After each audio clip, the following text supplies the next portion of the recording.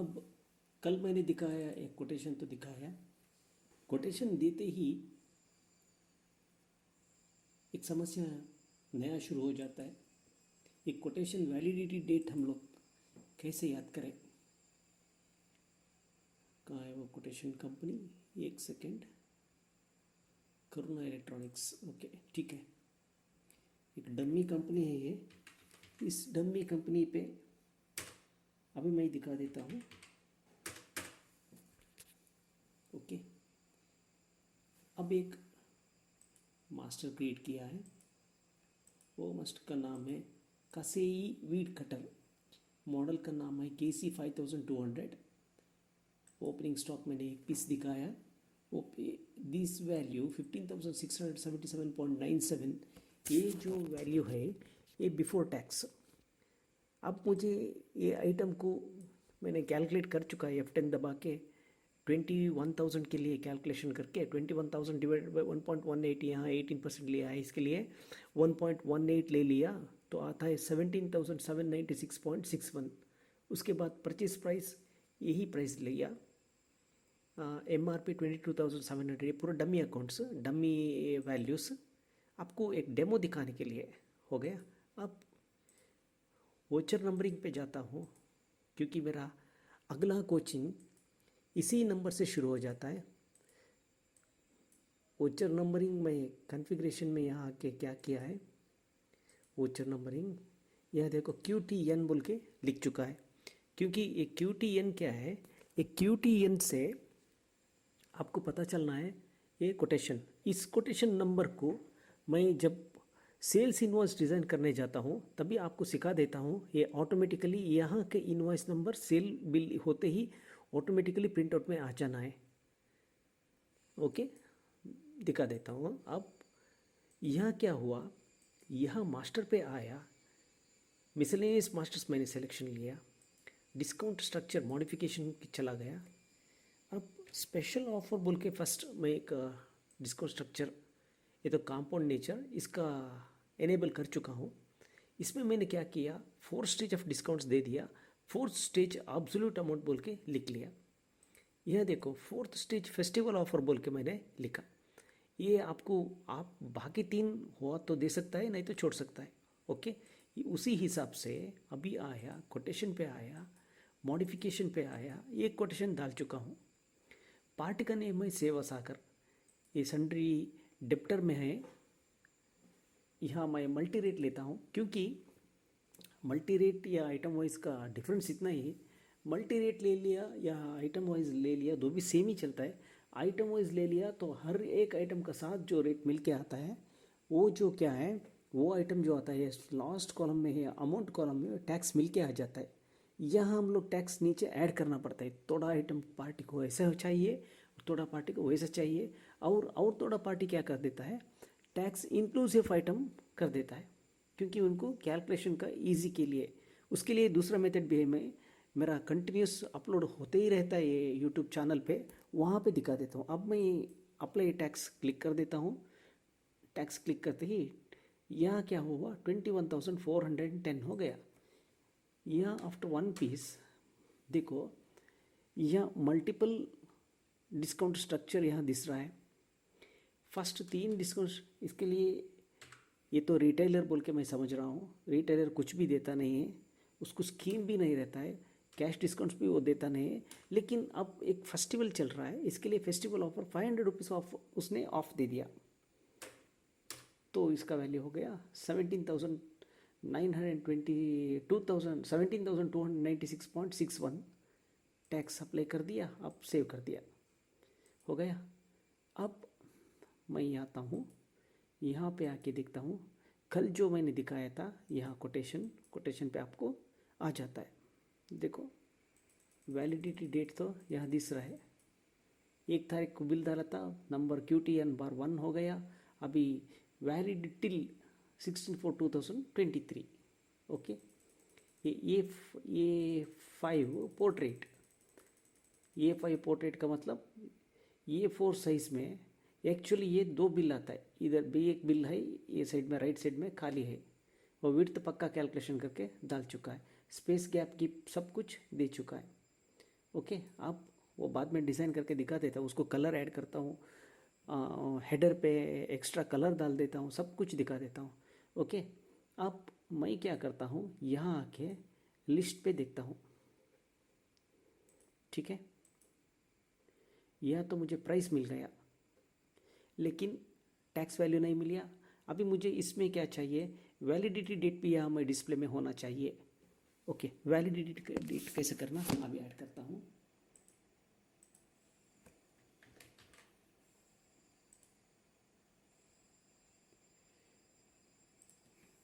ये फेट, इसको सिलेक्शन किया, ऑल टाइम किया, ये मुझे नहीं चाहिए, यहाँ रखता हूँ। ये फेट चला गया वो। अब एक नया क्वेरी ऐड कर देता हूँ। नया क्वेरी का ऐड नेम होगा 1 2 3। ओके, 1 2 3 ऐड 1 2 3, तो ठीक है। कंट्रोल शिफ्ट F2 दबाया, 1 2 3 पे आया। अब लिखता हूँ select tran to dot date from tran to table से tran to dot date बाहर काढ़ो, where tran to dot voucher type is equal to 22। Okay, और बस voucher type is equal to 22 and tran to dot rect type is equal to 20। बस क्या आता है, इतना तो डेटा आ गया। अब डेट को मैं थोड़ा फॉर्मेट चेंज कर देता हूँ। अब लिखता हूँ format of tran to dot date, यहाँ कामा डालना पड़ता है, double quote dd mm y double quote close, bracket close, हो गया। अब क्या हुआ इससे, इतना तो आ गया, प्लस मैं 15 दिन कोटेशन का डेट देता हूँ। अब सेव करता हूँ, अब एग्जीक्यूट कर देता हूँ। एग्जीक्यूट करते ही मुझे मिल जाता है डाटा टाइप मिसमैच। चलो ठीक है, डाटा टाइप मिसमैच, ठीक है, ये मेरा गलती है, क्योंकि I can not add. Format change करने के बाद मैं तो डाटा तो ऐड नहीं कर सकता था, ये मैं भूल गया था।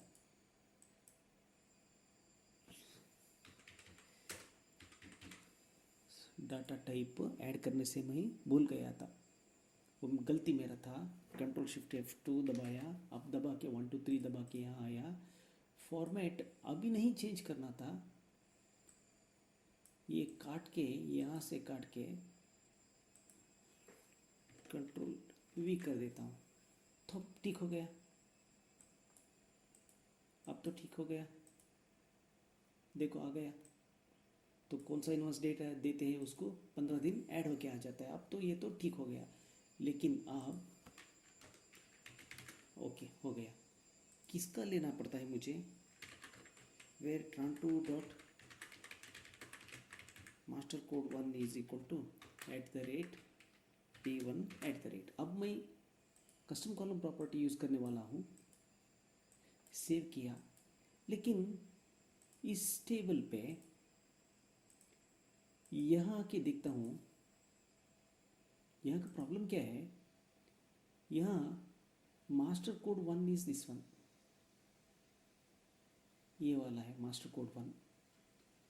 कैसे दिखता है, कहाँ है ये F6 पे है। अब मैं इसको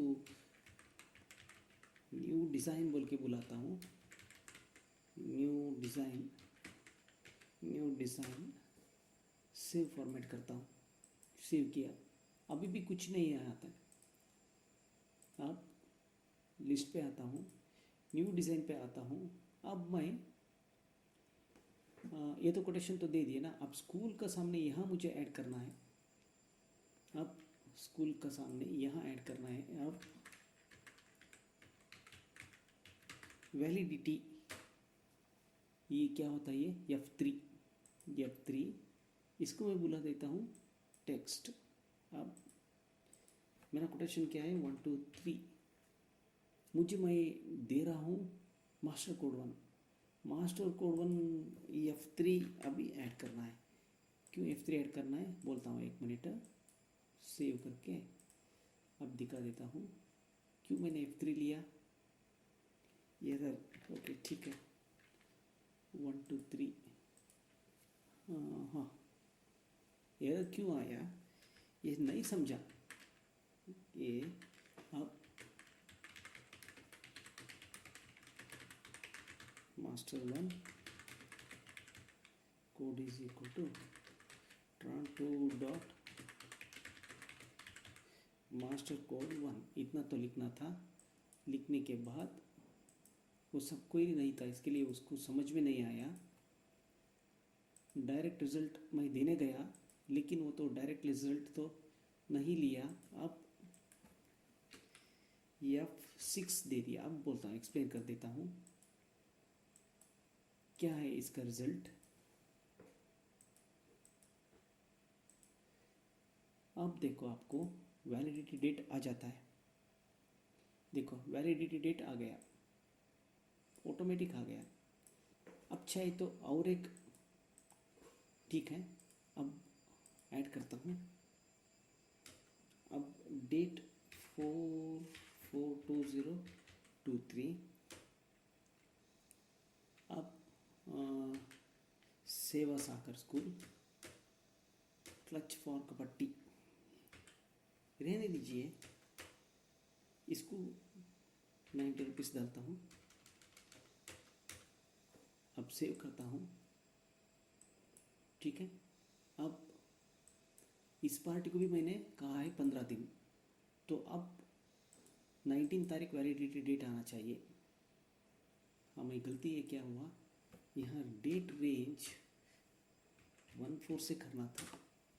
अब देखो क्लच फॉर पट्टी ऑटोमेटिकली वैलिडिटी ए डेट पे आ गया। अब सेवा सागर यहाँ से आओ, यहाँ के आके प्रिंट करो, यहाँ न्यू डिज़ाइन पे, यहाँ कोटेशन पे प्रिंट करो। 4 तारीख को बिल हो चुका है, मैं हर पार्टी को 15 दिन दे चुका हूँ। इसके लिए वैलिड टिल 19/4/2023 आ गया। सेम यही डेट ऑटोमेटिकली यहाँ पिक हो गया। आप कोटेशन पे देखो क्या होता है, format of tran2 dot date plus 15, जो डेट डाल रहा है वो डेट से 15 दिन ले लिया। अगर मैं यहाँ 20 दिन कर दिया, समझो कि 21 डेज कर दिया, यहाँ मैं 21 डेज कर दिया, तो अब क्या होना, automatically all calculations should change. अब कैलकुलेशंस तो चेंज होना पड़ता है। देखो ऑटोमेटिकली कैलकुलेशंस चेंज हो गया, क्योंकि मैं 4 तारीख को 21 डेज़ का मतलब 25, 1 तारीख को 21 का मतलब 22 डेज। ओके, अब यहाँ प्राइस दिखा रहा है मुझे, but I don't want price. ये प्राइस नहीं, मुझे एक्चुअली क्या रेट में आ चुका है, अमाउंट क्या है। यहाँ 106 है, यहाँ है 8.10 ऐड करना है। इसको क्या करना है, अब 1 2 3 का क्या था, मास्टर कोड ये टेबल में क्या मिलता है मुझे, ये टेबल में आइटम ही मुझे मास्टर कोड ये टेबल में। लेकिन मैं क्या कह रहा हूँ यहाँ आके आपको क्या है, हमारा पास जो लिस्ट है वो आइटम लिस्ट हमें आपको देते हैं। वो आइटम लिस्ट आपको ले जाके मास्टर 1 टेबल से उसका कोड निकालो। वो कोड निकाल के जो कोड का सामने वो डेट है, वो डेट से वो लेके आ जाओ, बोला। बस इतना ही बोला और कुछ नहीं बोला है। ये इसका सारा मतलब उतना ही है। अब यहाँ लिखता हूँ, मैं एक क्वेरी लिखता हूँ, ABC, capital letter small letter doesn't make any difference, select. ये क्वेरी थोड़ा अलग टाइप है। ये क्वेरी क्या कर देता है, यहाँ ये क्वेरी समझने के लिए आपको मास्टर 1 टेबल को आना पड़ेगा। Select master 1, select star from master 1। अब मास्टर 1 टेबल पे आ जाओ। यह देखो मास्टर 1 टेबल पे आते ही आपको आपका आपका सामने आइटम है, कसे वीट कटर है, master type is equal to 6। यहाँ देखो इसका मास्टर टाइप का 6 हो गए तो वो आइटम हो जाता है, 5 हो गए तो ग्रुप हो जाता है। देखो 6 आइटम 5 जो है वो ग्रुप होगा। अब इसका सामने अभी समझने के लिए where master type is equal to 6। अब ये समझने के लिए हमारे पास अभी 3 आइटम ही होगा। 3 आइटम में हम ये लिस्ट पे राइट कुछ जाते ही है। यहाँ क्या है 1173 है, 1285 है, 1173 है, ठीक है। इस 1185 क्या है, वो यूनिट का नाम है। यहाँ क्लच फॉर पट्टी सेट, बाकी पूरा पीसेस। 1173 का मतलब वो मास्टर कोड फॉर पीसेस। अब 11 CM8 में क्या है, CM8 में 1093 है, ओके। अब ये 1093 मुझे क्या है, ये रिलेशनल डाटाबेस है। अभी मैं क्या कर रहा हूँ, इस आइटम का हर एक आइटम का GST रेट मुझे ढूंढ के निकालना है। GST rate help on table में भी आपको मिल जाता है, मास्टर सपोर्ट में भी मिल जाता है। अभी मैं क्या कर रहा हूँ, इसको हटाता हूँ, हटा के इसको भी हटाता हूँ। अभी क्या कर देता हूँ, स्टार लिखता हूँ यहाँ आपको दिखाने के लिए। Master receive PPORT, master support वो टेबल का नाम। बैक एंड टेबल समझने के लिए Ctrl+Shift+Alt+I दबाना। आपके पास क्या क्या टेबल्स है सब कुछ यहाँ सारा टेबल्स यहाँ मिल जाता है। अब मैं मास्टर सपोर्ट टेबल में आ रहा हूँ, इसी टेबल में आ रहा हूँ। इसी टेबल्स का इतना सारा फील्ड्स रहता है, अब मुझे ढूंढना पड़ता है। अब यहाँ तो आ गया 1093 तो वैल्यू था, ओके 1093 वहाँ तो ये 1093 का सामने चलते जाते ही यहाँ देखो D1 is equal to 9, D2 is equal to 12, ये GST रेट मुझे यही चाहिए। अब इस टेबल को मैं क्या कर देता हूँ, इस टेबल को मास्टर वन टेबल से लिंक कर देता हूँ। यहाँ क्या कर देता हूँ, मास्टर वन टेबल पे रह के भी अब मैं उसका वैल्यू निकल देता हूँ। कैसे निकल देता हूँ, एक सब क्वेरी लिखता हूँ, सेलेक्ट D2, कैपिटल भी लिख सकता है कोई बात नहीं है, मेरा प्रैक्टिस नहीं है। सेलेक्ट D2 फ्रॉम, ये तो टेबल का नाम, वेयर ये तो टेबल का नाम master support dot master code is equal to, ये टेबल का नाम मास्टर वन डॉट CM8। इसका मतलब क्या है, मास्टर सपोर्ट टेबल से आप जाके D2 का वैल्यू निकालना है। वो कैसे निकालना है, मास्टर वन टेबल में क्या कोड रहता है, वही कोड का मास्टर सपोर्ट टेबल में वो कोड है ना।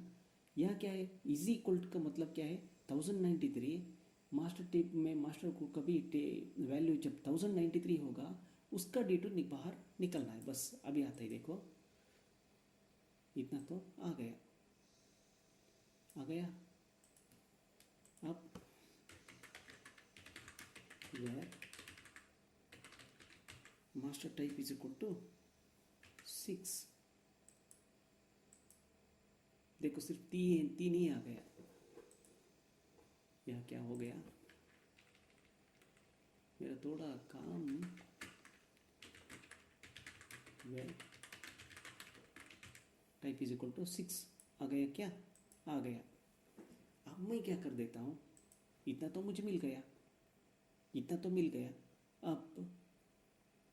अब क्या है, मैं क्या करना हूँ, मुझे यहाँ क्या है, इसको हटाता हूँ मैं भी आपको दिखाने के लिए। वेयर यहाँ लिखता हूँ नेम इज इक्वल टू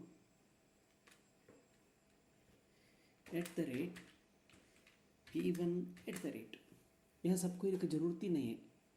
यहाँ क्या कर देता हूँ, इसको लिखता हूँ कस्टम कॉलम। यहाँ देखो मास्टर वन टेबल में नेम है, यहाँ कोड है। अब मुझे इसका जीएसटी परसेंट मैं इससे उठा लेता हूँ। आइटम नेम तो यहाँ तो हमारा लिस्ट में ऑलरेडी है ही, यहाँ देखो आइटम लिस्ट यहाँ तो है ही, ये लिस्ट में ही देता हूँ। ये लिस्ट का नाम लेके आप डायरेक्ट मास्टर सपोर्ट टेबल को जाके उसका वैल्यू क्या है वो ढूंढ के बोल के, बस उतना ही उसका मीनिंग। अब यहाँ लिखता हूँ जीएसटी परसेंट, ये क्या होता है, कहाँ लिखना है, ये वैल्यू कहाँ आना है, आफ्टर F10। ये तो न्यूमेरिक फील्ड है। यहाँ इसका क्वेरी का नाम क्या है, भूल गया मैं, ABC। ये क्वेरी का नाम ABC है। इसको इनपुट कौन देने वाला है, F6। अब देखो सेव करता हूँ मैं, सेव हो गया। सेव होते ही एक बार टेबल तो रिफ्रेश होना है, रिफ्रेश होते ही यहाँ उसका जीएसटी परसेंटेज ऑटोमेटिकली आ गया। अगर आपको देख रहा है, यहाँ Alt M दबाओ, Alt M में देखो 18% में आ गया। अब क्या करना है मुझे, अब प्राइस पता है मुझे, जीएसटी परसेंटेज पता है, उसका वैल्यू में ढूंढना है। अब क्या कर देता हूँ, ऐड वैल्यू। अब उसका क्या है, रेट लिखता हूँ, रेट आफ्टर U2। ये तो न्यूमेरिक होगा। अब मैं फॉर्मूला यूज़ करता हूँ, क्या है, F10 into U2 divided by 100, क्योंकि वो परसेंटेज, प्लस F10।